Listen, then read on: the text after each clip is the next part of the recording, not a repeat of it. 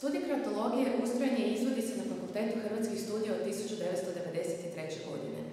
Interdisciplinarni je to studij hrvatskog jezika i kulture koji je jedinstven u okviru sveučilišta u Zagrebu, a promišlja različite aspekte hrvatskog kulturnog i nacionalnog identiteta te je u tom pogledu zanimljiv.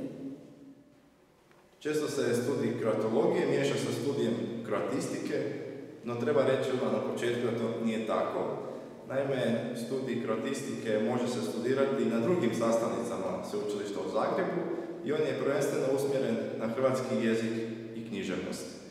S druge strane, studij kroatologije, osim brojnih književnih i jezičnih predmeta, nudi također brojne predmete koji proučavaju hrvatsku kulturu, kao što su povijest hrvatske glazbe, povijest hrvatskog kazališta i filma, i također brojne predmete o hrvatskoj dijaspori kao važnom segmentu i sastavnici hrvatske kulture. Na Fakultetu hrvatskih studija kroatologija se može studirati jednopredmetno ili dvopredmetno u kombinaciji s drugim studijima od kojih se nude demografija i hrvatsko iseljeništvo, filozofija i kultura, komunikologija, odgojno-obrazovne znanosti, povijest i sociologija.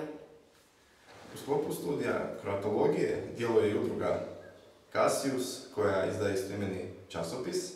Također, naši studenti sa odsjeka za kroatologiju aktivni su i u čitateljskom klubu hrvatskih studija. Oni također sudjeluju u organizaciji različitih književnih večeri.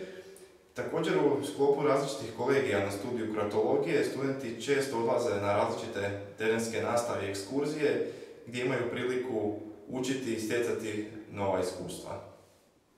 Više mogućnosti ostvarivanja karijere nakon završenog studija kroatologije. S obzirom na znanja koja se na studiju steknu, mogućnost zaposlenja je u bilo kojoj ustanovi koja za predmet rada ima hrvatsku kulturu. Velik broj diplomiranih kroatologa kasnije je posao našao u školstvu, gospodarstvu, turizmu, diplomatskim predstavništvima i kulturnim ustanovama.